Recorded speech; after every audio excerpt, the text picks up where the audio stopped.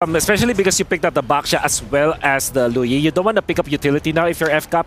So you might actually go for this Julian as the jungle. Pick up a, or maybe last pick the few hero in that case so that you still keep this Julian intact. Now I'm curious, will FCAP still go for the Minotaur despite the Baksha being picked up on the other side? Or will they just go for a Matilda so that you'll have a faster tempo? Or maybe even a Lolita. Yeah, they did pick it up. There you go. I didn't finish my sentence, but yeah, that was I was about to say the Lolita, so that also TLPH will not be able to pick it up. That's cool. Carry Minotaur, that's pretty much instant. So, yeah, you pick up Eve maybe if you're FCAP? Hold on. The biggest change recently is the mentality. We don't care if we win or lose, we just want to play the game. This is coming in from the coach, Ducky from Falcons, AP Bren. And now FCAP, this final pickup will show where the Julian is going to be. I think Lilia for FCAP maybe? If not, I believe that Eve might actually be one of the better options here so that you eliminate the threat of the carry. The Lilia makes wonders because you're not that afraid of the Lilia initiations. You can actually be scouting all the time. Yeah, great against the Baksha too. Great against these frontliners who want to get up in your face. The fact that you can get so much mid-prio for the rest of the team, and you can also technically deny that mid-prio away from Liquid Echo to try and enable that Moskov in the gold lane to carry, which is already, by the way, a very good matchup. They go for the Lilia. This is a very scary comp. Falcons AP Bren for me. Well, the thing is, we're going to throw it over to the cast. We're asking about this mid-prio, but now having the Lilia there is going to be difficult for TLPH to get that mid-prio. With that being said, Leo and Gideon, show us what you got in game number 2. Look, we were stuck in the Matrix. We should have listened. We should have listened to Wolf at midnight. It's time to wake up, sheeple. This is the real MLBB, and that draft is absolutely nasty. I have to say, the aggression, any kind of aggression, it's going to have some major clapbacks. Red pill or blue pill, mid-prio or team fight engagement. I think both are just as equally important, but if you're looking at new strats, Falcons AP Bren are not shy to bring him out here and now. Yeah, I think it's one of those moments where I have to agree with Miracle. FCAP do have a slightly better draft. We'll talk about it a little bit more once we head into the land of dawn. Welcome, people. It's game number 2 in this best of 5 series. Currently, FCAP is 1 point ahead of Liquid Echo. Liquid Echo on blue, FCAP on red. You can see here the GOAT Carl TZ. Slightly faster on the uptake when it comes to his farm, but that does not stop Falcons AP Bren from doing what they do best. Again, our analysts mentioned this. They're going to start pushing in mid. Look at how fast they cleared that wave, forcing Liquid Echo to be defensive in their trio. I mean, I think they're learning a couple of things from the previous game. They're like, okay, maybe we traded a little too early the last time, but against few on this Lilia, it's harder to find these trades, so let's just focus on lane prio. Ooh. Early flicker coming out of JP. Yep, and that does open up a retry by Carl DZ on the Little Wanderer. Luckily, Kyle did hold his ground there. Didn't pull the trigger just yet, but yeah, about oh wait, team fight up top. Carl DZ very low. Is that gonna be first blood drawn? Yes, Carl TZ takes down Kyle. Flap might be up next. Looking to get some spell vamp, but not this early on. Oh no. Liquid Echo not going to let go. They're going to take away the small camp too. They got to take everything, right? And I think that Ogun, as much as he wants to use this Guardian's Bulwark to deny, it's really not going to mean too much. But at the same time, right, I think that Kyle, he already found the value in that first flicker, and now Carl TZ just has to choke him out of farm for the rest of this game. We're going to see how things are going to progress, but in the meantime, right, first turtle coming up in 15 seconds, and I think that Falcon AP Bren, they might just give this up. Give up the first one, wait for the second turtle, and then play to the strengths of their comp. They're great at taking fights and then slowly peeling back, while Liquid Echo is like, we're good at holding ground and pushing forward. Which is a very similar dynamic from game number 1, and it's that awareness. It's that answer to who's the beatdown that Falcons AP Bren used to win game number 1 so handily. But how about now? Now that they're down 1 kill, about 200, 300 gold, it's still them first to the scene, pulling the turtle slightly up. Can Kyle and Carl make it on time? I definitely think that Carl can make it on time, especially with the Shield Unity, but honestly, both teams recognize that this doesn't seem like a very fruitful fight. Like, we could fight for this, but really, what are we going to get off of it, right? Because it's more ideal for Liquid Echo, because if JP gets that Minoan Fury, it's kind of hard for Falcons AP Bren to re-engage into that fight, and that means that Ogwin needs to sit back when he really wants to be forward to deny skill shots. And we really haven't seen much from that tree. Up top, oh no! Sanford! Taken out by Flap and Kyle, and now that's a man down. Liquid Echo have to fight for this turtle while missing out on a final slash. Here we go, the full-on engage, looking for that secure. In comes JP. Kyle Easy secures the turtle, and then we know if you're by JP finds no one, at least not in lethal range. And Kyle Teasy here taking his small camp while Sanford and Sanji come in. Quick diversion play. And Falcons AP Bren make themselves scarce. Woo!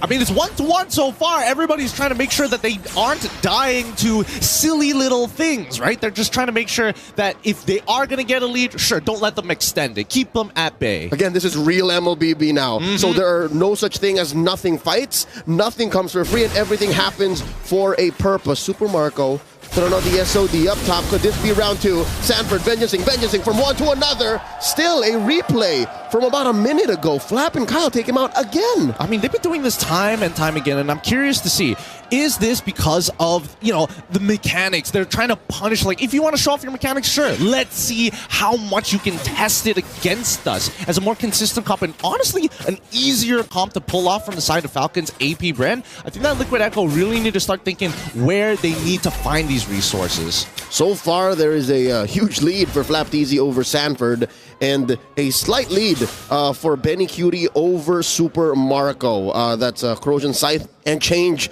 on Benny Cutie's carry already. 40 seconds until the next Lord is spawned, and I think we've yet to see the full breadth of what Sanji can do with that diversion.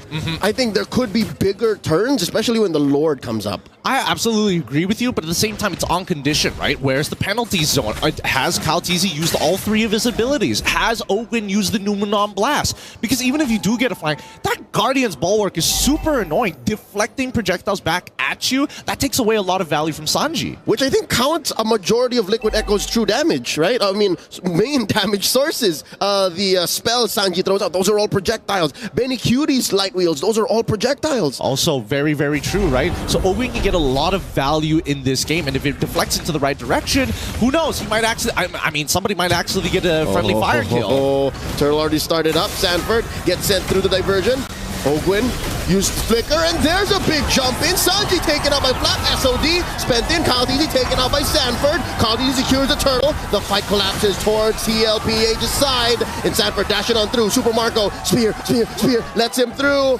And they let him go. Falcons AP Bren, not enough firepower just yet. Instead says, we'll move over to the turret. And now they have to hold. Unfortunately, I mean, Sanji did have his Flicker available, right? I think he wanted to, it was extended a little bit. I mean, Marco does, No, not like this. Super Marco gets dashed in on, survives with just 1 HP. Sanford goes down. Revenge strike and all. Now Carl Teasy up next on the docket. Will he get popped? The answer is no. Still survives. Looking for the clapback from Liquid Echo.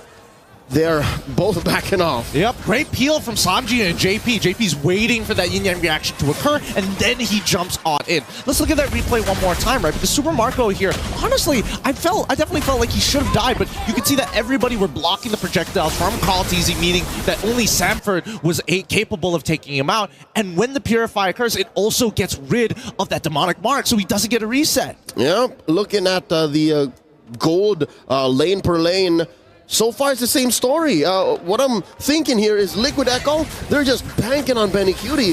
He's the only one with a true lead over his lane mate. And if it comes down to it, that might be what matters, really. Benny Cutie versus Super Marco. I think Few is going to play a role in that as well, right? Like Sanji, a little bit less because of Ogwin, but nothing really stops Few. If Carl TZ is too far, he's going to really struggle to get out of there once the Ice Queen wand is built, and the only person who can really force out that Black Shoes is going to be Sanford, or maybe even JP. You never count out idle na mga kids. Few has been quiet here in this game, and maybe even better than the Julian he played from game 1. He easily takes control of these bushes. Look at that. He denies Karl'Tezi vision. I mean, Karl'Tezi's still got the Lethal Wander at the end of the day, so he spots both of them. He knows Ogun's in that bush on top of it all. And in the meantime, just notice that despite Kyle, hey, I'm already 0-2, but I have 3 assists, and if you just supercharge me a little bit more, I might be able to one-shot Sanji. Final turtle up, less than half health. In goes Karl'Tezi with the Ignite, finds FlapTeezy. Turtle here approaching Retry range. The penalty zone coming in. Karl'Tezi still secures the SOD, finds all of it. Final slash taken off Karl'Tezi, and now Falcons AP Bren retreating. The diversion sends 3 in. Liquid, Echo are on a stampede. They try to take down Ogwin, but the Bulwark will keep him alive. Oh my but maybe God. only for a second longer. Ogwin barely up. Karl'Tezi finds his man. And now FlapTeezy cleaning up. 3v1, can he do it? He doesn't have the abilities. He's eventually going to fall unless he gets a trade back. Oh! Oh! He gets at least one before he goes down! But Karl'Tezi ends it anyways. Now here comes Flap pushing all that remains from Liquid Echo out of their jungle. Let's see how that all went for TLPH's way. I mean, look at this. They clumped up too close together, and I think that JP, after he does the initial jump in, he needs to get back out. The execution is really, it stacks up the more damage you take, so make sure that when you get tagged by it, just minimize your trade. Just back up. Take one step back. Not to mention the spell vamp from all of those targets. So he got maybe a little bit more HP that allowed for him for one more strike to get that kill regardless. 5-5, 24k to 23. Here's a diversion. I wonder if Kyle knows. I mean, JP already showed himself, and Sanji's going to open up that map to see Karl'Tezi in that bush. In terms of items, FlapTeezy, the fact that he's gone for these Queen's Wings, he knows that he's going to be deep in the sauce. Yep, and now he picked up the War Axe at 5-1-0. This isn't the usual situation you see a Terizla in. Again, he's a very low econ hero, but when he has the items, and when you put on a hero, or a player, rather, such as the Filipino Cannon Flap, you end up with this. And he's strong. He's really, really strong. The only one who can really deal with him right now is Benny QT. Now with the War Axe, it's going to be even more devastating. It's like, oh, you commit everything onto him. He's still fighting. He gets one big hit, and everybody, it just maxes out his War Axe, and Sanji, he's like, please don't make me flicker. But the question is, do you really want that kind of situation? Don't you want all the farm and all the gold on a scaling hero? Terizla caps. Terizla does cap, but it also combos extremely well with Karl'Tezi. Not to mention even Ogwin. This could set up some big plays for Super Marco. And I mean, obviously Few is going to enable that, but at the end of the day, it all comes down to, can you hit the penalty zone? And we've yet to see it. We've yet to see it. 10 minutes in, a diversion play here, sending Benny, Sanford, and JP down. Something tells me Marco smells something is afoot. Something isn't right here, and I think Marco's like, you know what? I'll just let the wave come to me. At the end of it all, Liquid just trying to... And that confirms it. That's a jump scare. It's a horror game, but that means on the opposite side of the map, Falcons AP Bren are going to push TLPH out of position. Yep. One thing you know about a diversion is you can send people out, but you can't send them back. So that means the trio from TLPH had to walk the long way, which allowed for Falcons AP Bren a moment of aggression, but now we reset. Super Marco maintaining his placement down there in the bottom, pushing out that wave. All this while, Karl'Tezi was managing top. Yeah, but I think, you know, now the side lanes are starting to even out. Well, maybe not for Sanford here, but everybody else starting to find their own footing. Small, very small leads. Oh, the fight begins. Could this be the turn? FlapTeezy taken out. No answers except for Minoan Fury, forcing JP to flicker back out. Oh, no. That was the Numenon Blast first pulled. The JP held his trigger there. Yeah. I'm actually surprised that FlapTeezy died so quickly. It just goes to show that Benny is he's complete. He's done with the Trinity build. Doesn't matter what else FlapTeezy builds. He's just going to die even faster. Put more health on you, good sir. That was, what, 2 seconds all it took to take off Flap. So this is what I was saying. Like, do you really want to Terizla? Because at the end of the day, at best case scenario, he's a penalty zone machine. And I think that's all you need, right? Every extra second from FlapTeezy that can buy for the rest of the team means another stack for Few. Another opportunity for Super Marco to double up on that golden staff stacks as well. All in all, right? It's whether you can set the fight up. And I think right now, Liquid Echo is making it hard. Yep, they're not allowing Falcons AP Bren to get any solid footing. They start up the Lord Dance, pulling it out, wailing away very casually. as 3 members of Falcons AP Bren push through. Flap holding that river, while Kyle TZ just casually farms. Wow, look at this! Nice wave set up down bottom by Marco. Yep, I mean, Marco, he's not being part of any of these fights technically with the SOD. He's got a global teleportation system on the... I mean, there's so much CC on Falcons AP Bren. It's pretty hard to miss the SOD as long as you're communicating. Yep, and you hoarding them off into a full corridor. Oh, there's a final slash! Few with the black shoes already. Kyle TZ spotting Marco here. Put out a third of his health. Benny Cutie dashing forward. Flap TZ gets the vengeance, gets the vengeance. Numenon, a blast into a big, beefy boy. They answer back with a Minoan Fury. No dice. Both teams back out. See, this is what I was telling you. Falcons AP Bren, yes, they can take space, but they can also give up space and kite backwards really nicely. As long as you chain your abilities well. Kyle is throwing down the chains. Hey, you can't walk forward. Numenon Blast comes out in time. So that, unfortunately for Benny QT, who is very short range, must take a full step back, if not dash backwards. Something tells me this comes down to not just the damage dealers. We keep talking about Few, Sanji, Benny, Marco. Hey, maybe it comes down to the roamers too. You want to have a big Numenon Blast to set up, a big Minoan Fury to reply with. And then, maybe that's why Liquid Echo is so good at controlling this now, is because they have the easier to pull off CC in their XP laner, the final slash. I mean, there is some extra layers to it, right? Because Liquid Echo, because they have consistent ways to engage, those are the main two. They're looking at JP as well as Sanford. They're not too bothered by Carl TZ because they know they can peel one guy off, but Sanford is a different story. These are both immovable objects. That's what's happening here. No unstoppable forces just yet. Sanford sent over into that small brush. Few knows that he's there, and all this while, look at this, Marco just continuing to work on that wave. I mean, they already pulled that trick up with the mid tier 1. I think they can't afford to keep sending Benny Cutie down to clear that wave. Look, they just gave up. They just let it happen. Exactly, and this is what we call tempo, right? Falcons AP Bren, they know that they've got the drop on Liquid Echo. They know they can hold their position and give it up at the same time. So when Super Marco gets these small pushes and they pull backwards, reset the Lord, do it all over again, and Liquid Echo is like, no, we have to respond. We need to take the space. Oh, Lord is at the point of no return. Oh, they do go for the reset, and they try to melt down Few, but it's not going to happen. In comes JP, the final slash. Will he get caught? There's a dash by Kyle TZ, bursting them down. Sanford falls. The Minoan Fury has been used. The Numenon Blast pulled out. The diversion used to retreat, but it's not going to happen. FCAP walk away with a pickoff, and they continue to push in. They're not sending anyone home. JP holding his ground. The SOD coming in. Marco gets caught out. There's 3 over there, but is that enough? He's bulletproof, man. This kid is absolutely bulletproof. He goes in whenever he feels like it in the middle of 3, knowing that they've got no resources. Flap TZ pulls a trigger, point blank, penalty zone, as the rest of them collapse onto Sanji. That's 2 down. Falcons AP Bren back to regular program and taking out the Lord. Yep, and now they're going to take the space into that purple, insta-invade and fuse, just showing where the line is in the sand, drawing the borders right at Liquid Echo's purple buff. Now, we need to take a step back here because despite everything that has happened, Falcons AP Bren have been making smart decision after smart decision, but if we got a replay of that fight,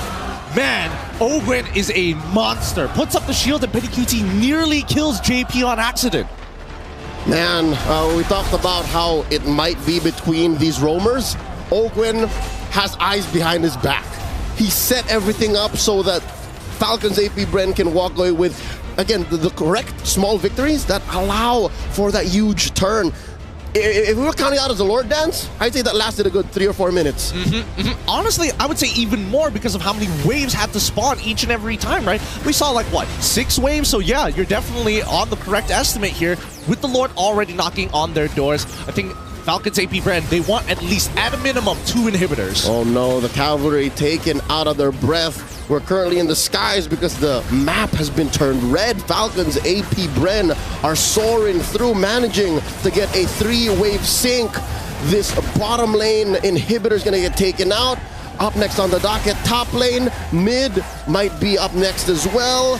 Where did this 6K gold lead come from? Falcons AP Bren are threatening to expose the base. And they get it. They get everything and a little bit more. All 3 inhibitors are down. The best situation for Falcons AP Bren. I think the major issue here is that Liquid Echo, they don't have a means to disengage from these types of fights. When they've committed all their resources, then it's gone, right? There's nothing else. You can't pull back. The simplest form of this, were the multiple diversion play attempts. They would send 2 or 3 out across the map, and when it doesn't work out, all right, we will spend the next 10-15 seconds walking back to where the dance began anyways. So we'll see if there's anything up left in the sleeves of Liquid Echo, because they need to pull that out a minute from now. And again, maybe you could say this is a different angle, but it's mirrored. It's literally mirrored. They're just moving down to the lower quarter, and it's likely Falcons AP Bren could pull the same trick. I mean, they're probably going to pull the same trick, if I'm being perfectly honest. And I mean, based off the items as well, I don't think it's going to be necessarily enough, because half the time they're just sustaining through. Worst comes to worst, when you think you're about to make the super play, then of course the man with literally super in his name shows up and knocks you back. All right, in that last moment where he SOD'd into 3, you made me a believer. I mean, I was a believer from day one. He is indeed bulletproof, but how? Well, you know what makes him bulletproof isn't even really his own skills. It's the rest of his teammates. Like, they allowed for him to do that. They're probably screaming at him, they've got nothing, and he's like, okay, I'm going. And again, 1 and 0 and 1. That definitely was a punishable play, but the rest of Falcons AP Bren made sure Marco would not fall. Now the Lord has spawned CarlTZ and JP in the proximity. Again, Liquid Echo don't need to panic. They have the cross-map play. Sanji here holding a far bush, and the rest of Falcons AP Bren looking to, again, put up a barrier. It's a huge box they're playing with. Marco wailing away at the Lord. They're going to help to go. CarlTZ with the steal! CarlTZ with the steal! The Numenor Blast keeps him in place. They are going to punish him. He's still alive, rolling out. His immortality still intact. Down goes Sanji. The Minoan Fury spent in. Few from the side lanes here. JP taken out. Oh, here we go. Winter Crown spent. Few gets taken up by Marco. Benny traded out 2, and they're still going. They're still going. 2 left for Liquid Echo to defend, and they're counting bodies. Down goes CarlTZ. His immortality popped. it's possible they could look the others. Sanford down. It's a wipeout. Falcons AP Bren at match point. FCAP is here. Falcons are here. They've done such good work in truly stretching TLPH like pizza dough on that match. Now in match point, this is a huge sigh of relief for the FCAP fans. CarlTZ really tried. CarlTZ from minute 0 was on 2 or 3 members of FCAP. He never let go. But the way FCAP played, like, not just FCAP, not just Team Liquid PH, they stretched out CarlTZ. I mean, he tried to put everybody in the backpack and get them over that threshold. But honestly, this Lolita pick is really hindering them. As much as he wants to peel, man, they can't get the damage in, and Few gets to play a free game.